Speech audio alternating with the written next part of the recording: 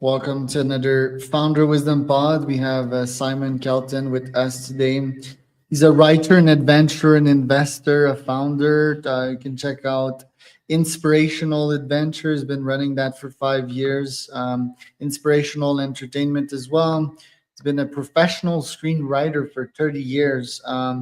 Previously, I believe you're still leading Pepper as well, Simon. Are you? Yeah, so I'm on the board of Pepper, but I'm more focused on the inspirational companies at the moment. Right. And you're Stanford educated, University of Oxford. Did you tell me you were like the first of your city to be accepted in Oxford or something like that? Yeah, I was very lucky. I recognized I was probably the only kid of my age who could be bothered to read the prospectus. And what I realized was, you know what, if I just applied to do an interview, I might not only be able to avoid doing this terrible Oxbridge exam that everybody had to do, but even if I didn't get the interview, I could still do the exam. So I could have 2 tries. And I thought that there's nothing to lose here, but it had never been done before from my school. So I managed to persuade a teacher to, write me a report. And luckily he gave me a fantastic report, which of course nobody had done this before. So he just gave me a brown envelope. So I promptly went home and used a kettle to steam it open so I could read his report. And when I realized it was good enough, I'm like, okay, I'm going to turn up to this interview. And then it was quite funny. I originally applied to do philosophy and psychology, partly because I knew I couldn't be tested on philosophy because very few people would have studied it at that point, and I was interested and I knew a bit. And I kind of imagined psychology at that point would be, lying like Carl Jung, watching your client on a sofa, as you smoke a pipe and pontificate. And I discovered, no, this was proper clinical psychology at Oxford, where you wear lab coats and you test blindfolded rats to see if they have innate depth perception. So I actually got halfway through the interview and I said to the interviewer, nope, this is not for me. And he couldn't believe it. It was like, well, what do you mean? I went, I know I'm not going to want to do this. And he was like, well, what do you want to do? And the only other course they had at my college that combined philosophy was philosophy and theology. And I was doing theology A level. So I was like, well, let's do that then. So it was a very unusual experience, but luckily the interview went well enough that I was able to get in without having to do that extra term. How did you get into screenwriting? So I always knew I wanted to be a writer. So English was kind of my thing at school. That was my best subject. I came top of the school in it, won a scholarship, and then I got to Oxford. I did English there. And then I'd seen Stanford while I was traveling around the world, and I'd actually tried out for the Stanford golf team. And I just thought, wow, this place looks incredible. And I learned that they had a master's degree that technically you might be able to do in a year rather than 2 years if you really work your ass off. Because I could only get a scholarship for a year. I actually got a Rotary scholarship. And nobody knew about these Rotary scholarships that I knew. And the timing of it was all wrong. So it wasn't during your term time after September when everyone was back at school. It was weirdly in the summer before. So if you weren't on top of it, you didn't know. And you then also had to win the scholarship and you had to get a place in the university. And luckily I managed to weave both together and then scrambled through it. But they paid for everything. They paid for my whole master's degree. And then, of course, I realized that with 2 useless master's degrees in English literature, I better get another one. So that's why I went to UCLA Film School. Third one's the right one. Yeah, which ironically was the most difficult of the 3 universities to get into. We had 3,500 applicants for 14 places. Wow. That was great. So that's how I got into the entertainment business. Interesting. And you began traveling shortly after that? Like, where did you find the funds to finance like all these travelings of yours? So, well, the real key to that was I took a gap year between school and university, and I had a budget for the year of £900. But I had around the world. Which was fair at that time, right? Fair budget around that time. It was it's like 5,000 into today's dollars, like 5,000 or something like that. Maybe, yeah, maybe. And I also had a round the world air ticket, which was also an incredibly good deal. But I mean, basically, there was no way I could afford to stay in a hotel or anything.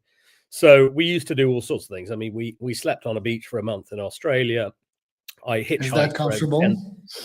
Well, we were everywhere. I mean, I slept in storms under catamarans. I slept in a bank entrance one night. I slept at Sydney Harbour Bridge. I mean, one of the key things we used to do was we'd see houses that were for sale. And we knew that if we could just get in, then there would be a nice, clean, warm carpet and it would be fine. So very often these houses that were empty, they would leave a back door open or something. So we'd just slip in and we'd spend the night there. I mean, it was very funny when we spent a bit of money on learning to scuba dive. That was kind of our big treat. And none of these other kids who were staying in the local hostel, I mean, the hostel was something like $5 a night. And they couldn't understand why we were all in the swimming pool by 6 a.m. And we're like, wow, these British guys are so keen. What they didn't know was that we were sleeping on a tennis court next door in somebody's house. And of course, when the sun came up, we had to get out of there. So the only place we had to go was the swimming pool. So anyway, the long and the short was I don't think I paid for one night of accommodation in a year. I hitchhiked most places. I just had a backpack. And I went from the sublime to the ridiculous. I mean, I slept in jungles, I slept in cabs, I slept on trains, but I also got invited to stay with Tunku Abdul Rahman, the first prime minister of Malaysia.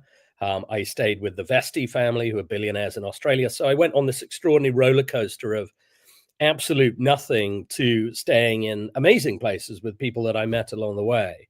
And I think what that really taught me was the thing that I valued most was freedom.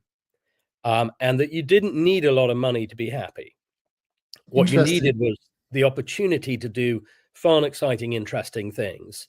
And if you were smart, you could work out how to do that without a lot of cost. Right. Like you got into some rich families. How did you do that? Like, were you just yourself? Having the balls to write to people, just putting yourself in those positions. I mean, I'd pull sort of incredibly obscure connections out of the family, and then I'd write ahead to people. So I wrote to the first prime minister of Malaysia and said, "You knew my great grandfather," and it was funny because they didn't really understand what I was talking about. And I turned up at the airport in Penang in Malaysia, and I'm met by the chief of police. This is a guy who's a black belt in 7 different martial arts, who's the only man in Malaysia who's licensed to kill, like James Bond. And he's clearly expecting somebody who's in their 50s, or he's not expecting quite a long-haired, blonde-haired sort of teenager with a backpack. And I had done my best. I'd put on a nice shirt that I'd bought in Hong Kong and tried to sort of clean myself up a bit. But I was swept through customs straight into a limo and driven off to the Tunku's palace. And who is your great grandfather again? Like, do you feel you have some of him in you right now?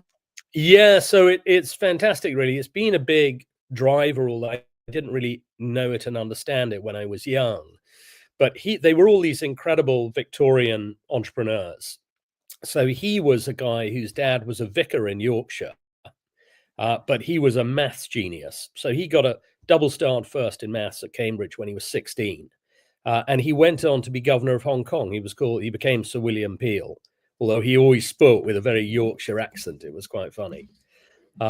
So he was a remarkable guy, and the others all did similarly extraordinary things from, humble backgrounds. It was a remarkable time in the UK. Is that the guy? Let's see. No, he's a different one. If you put Sir William Peel, he might pop up. Yeah. From where? So if you put Sir William Peel, Hong Kong, then you'll probably get him. Colonial administrator. Yeah. That'd be him. That's the man. There he is. Yeah. And then his son, my grandfather, became an MP. He was advisor to the Sultan of Brunei. They did all sorts of, exciting things in the Far East. And why was he so adventurous? Like when most of his peers stayed probably in the UK. What drove him to go all around the world? Yeah, if you think of it at that period, that was really the height of the British Empire in terms of its size. So if you were a driven, smart, organized person, there were definitely opportunities to go to other countries. Why would he leave Yorkshire and then, a potentially safe job in the UK? Well, it's kind of fascinating because all my forebears did the same thing. I mean, my real name is not Kelton; it's actually Sangwar Khan, which is a German Jewish name, and they came from the ghettos of Karlsruhe. They had just a wheelbarrow with some secondhand clothes, and they moved to the UK to get into textiles. And then they got into import export, and then they discovered rubber was going to be a big thing. And they became huge rubber importers. So they were all, it's interesting, they were all very driven people. They had kind of a clear vision, but they were prepared to just go for it. And I think at some level through the family stories, that had always sunk into me. That you need to at least shoot for the moon. Right. And You how are you being to the moon in your own regards nowadays? Like you have this adventure company, you've written a bunch of scripts that are used in the pre-famous movies or series. So yeah, do you feel you've stood up to your ancestors? Yeah, I certainly feel like I've taken an unusual path. So, as you say, I wrote Eddie the Eagle, and of course, he was very close to my heart because I was an extreme skier and ski guide. I was in the world extremes in Alaska. I mean, that's one of my big passions in life. So I really understood Eddie and how brave he was. So and I wanted to try and bring that into the movie. And then we're currently producing Guy Ritchie's new TV show, Young Sherlock, which is a big tentpole show for Amazon. So that's exciting. And Hollywood is really the most entrepreneurial town in the world. I mean, I guess Silicon Valley and San Francisco might say they are at this point. But in terms of the pure dream factory that Hollywood is, it's a remarkable place, and consequently, it's unbelievably competitive. And so, I was excited to go and try something that was just a massive challenge. I mean, in a way, it was, stupid because I have a great education behind me and I could have taken much, much safer choices. But I didn't want to because I feel like there were a lot of things that I could have just walked into quite safely and I wouldn't have been stimulated. I wouldn't have found out what I could really do, what I was capable of. So, I wanted those macro challenges.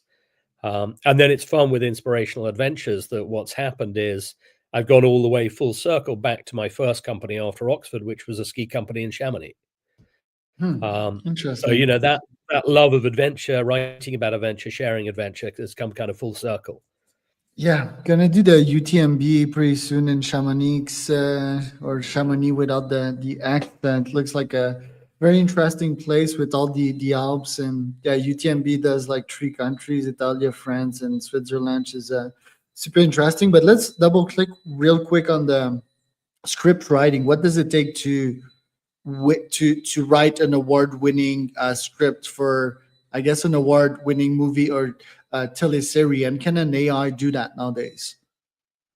Well, this is a very good question. And I think the reality is very soon we're going to start seeing pretty good first drafts coming out with AI. I mean, they can certainly do quite a lot of it. Of course, the real choices, particularly in creating things that are very unusual in the dialogue, whether that's witty and funny or shocking or whatever, it's such a powerful human emotion that it's not easy for AI to get that. But in terms of actually crafting a story into what looks and feels like a screenplay, it's starting to do quite well. And hopefully that will actually mean that, I mean, Hollywood is flooded with the worst screenplays you can possibly imagine every year. I mean, everybody has a go because everybody loves movies and they all think, how hard can it be? We've all seen terrible movies where we thought, I'm sure I could write better than that. So, there are between 70 and 100,000 screenplays that go into Hollywood every year, and they have to be filtered out. And Hollywood hires tons of people just to read through these awful things. I was one of those readers for Castle Rock and Paramount. And, one of the classic things was if the covering letter came from a lawyer in Tampa, Florida, you're like, okay, I'm throwing that in the bin straight away. I mean, because that's not coming from a professional. And the reality is to write a really brilliant screenplay is incredibly difficult. It's much easier to write a book. A book is an expansive medium. You're allowed to write as many pages as you want. You can put ideas down there. It's much cheaper to produce a book. It's much easier to get it published. It still takes a long time and it's not easy. But to actually make a screenplay that, like young Sherlock, a company like Amazon is prepared to put 9 figures behind to make, that blows away any startup in the tech space in terms of a gamble, because there's no scientific proof this thing is going to work. The only thing that you can say might work is the team. Do you have the right director, the right producer, the right actors, the right writer? Is the recipe going to be successful? Yeah, and I'm gonna watch Young Sherlock for sure. But you named Guy Ritchie, and I think The Gentleman is such a genius fucking series. I'm quite difficult with what I watch. Very intellectual and business oriented, and but also EQ oriented. I love to have a good laugh, and it seems that this series checked all the boxes. What's your analysis behind that one? Well, Guy is he's a unique man. He has a unique vision. He's always been good at this. He like a lot of great sort of entrepreneurs and creatives. He came out and told people that he was dyslexic, in his young life quite a while ago, and that gives him, again, I think, a unique take on style, energy, people. This is why he's very good in the gangster world. I mean, if you know Guy, a lot of his characters come from his world, his life. This is why they feel vibrant and meaningful, because not only is the world imaginative in the way he plays with it, but it is also part of him. He knows all about stately homes, as we're watching right now. He's got title friends and posh friends and tough friends and gangster friends and East End friends. And, he brings all this world together into this kind of explosive mix. And I think that's what gives him a really unique and fun voice. Yeah, it's so crazy. I think, yeah, it's his brother, right? The younger brother. Like all his fuck ups is so amazing, Yeah. and the chicken scene, the details, Oh, the right? chicken Like, scene. yeah, he looked like guys seen some really coked up people in his life, most probably because the acting there is very much on point, right? And then that hipster guy that is quite very naive, and then the team of luxury, right? It's so perfect. And even Susie Glass, I think she's a great actor, whoever that is behind that. Was a great series. But yeah, you've been in such situations yourself, right? Like throughout your life, you've lived as quite a wild Yeah. life. You've traveled the world. What were some of these situations that you may have been through and marked you? Yeah, so it's funny. I think one of the reasons I get on so well with Guy is that we've had these experiences that really go from, the remarkably privileged and lucky and, luxurious. We actually met on a friend's island, Soneva Fushi in the Maldives. But at the same time, we know people at the exact opposite end of the spectrum. And one of my goals traveling was to do, a number of Fielding's most dangerous towns in the world. And I got up to 6 out of 10, but I saw murders in 3 of them. So, I mean, they deserve the reputation they had. And we would get into, some pretty serious scrapes. We traveled in Waziristan and Pakistan, Afghanistan on a sort of mad hunt for Osama bin Laden, and ended up getting into trouble there. I delivered a car out to Moscow right after the wall came down to my uncle who was working there. So I was arrested 14 times on the way. Did an incredible deal with an Afghan arms trader in Minsk. And the official rate at that point was 1 ruble to the pound. And I got 60 to 1. So I had all the money you could possibly spend in Russia in a suitcase in cash. The problem was there was almost nothing to buy, but I was able to have the director's seats in the Kirov and the Bolshoi. When I came back from St. Petersburg, I rented my own private carriage, but this money was worthless anywhere else. And the Russians at that point, because of the Soviet Union, if you were over the age of 40, you couldn't understand this. If you were under 40 and the world was opening up, you kind of realized, oh, the ruble's worth nothing now.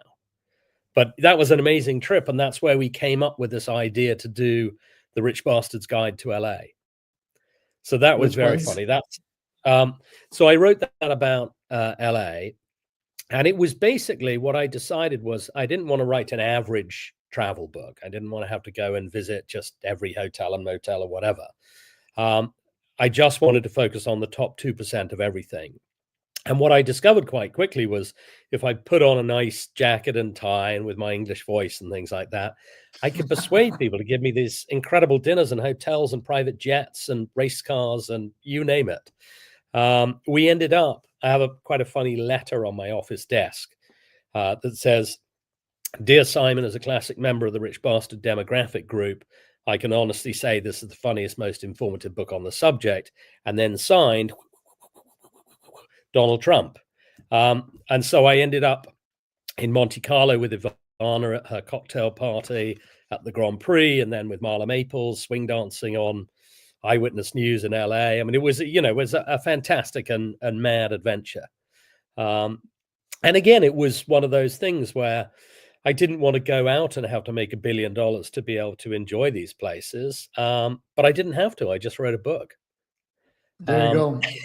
And you said that, yeah, money is not necessarily equal to happiness, but I think it's like both spectrums, right? Like even if you're rich, you can go out and, yeah, for example, me, I love like going out in the mountains, which is my backyard, and just camping there, Tim Ferriss style, with not much, and enjoying the mountain with nothing. So I think it's like about doing both and not being so dependent on wealth and your caviar and your silly expenses, right? And even buying a mansion, it's like quite expensive to maintain and so forth. So I think it's like enjoying sort of both spectrums, right?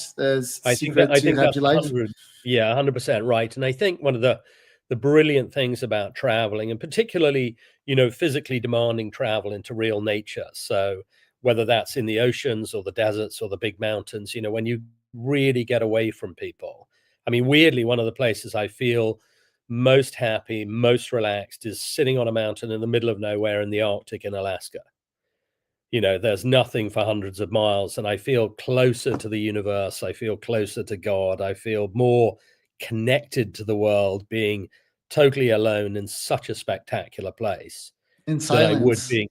Yeah, no, it's absolutely beautiful. And the thing that's so releasing about that is you realize it's not stuff that does that at all. Stuff is a terrible burden because you have to look after it, you have to maintain it, you have to pay for it, you have to insure it, you have to replace it. You have all these things come with stuff that ultimately make them exhausting. Having said that, one thing that, and this relates to what you said at the very beginning, really, is that having a little place you can come back to call home, where you do feel safe and you can restore, is, I think, very important. I think it is exhausting to be truly itinerant. So if you're just moving from one place to the next, eventually you get bored of that because it's just tiring.